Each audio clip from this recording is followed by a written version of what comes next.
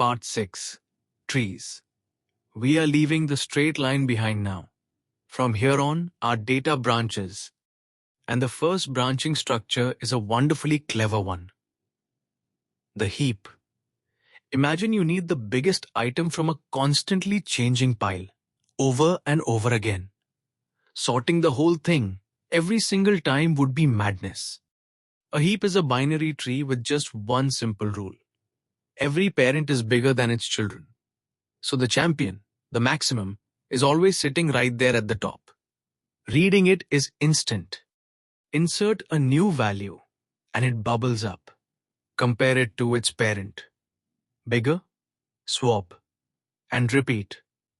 It rises only as far as it needs to. A mere handful of hops. Log n at the very most. Remove the champion, and the last leaf leaps up to the top, then sinks back down, swapping with its larger child, until the rule holds once more. Also, log n. That, right there, is a priority queue. Always hand me the most urgent item in log n time.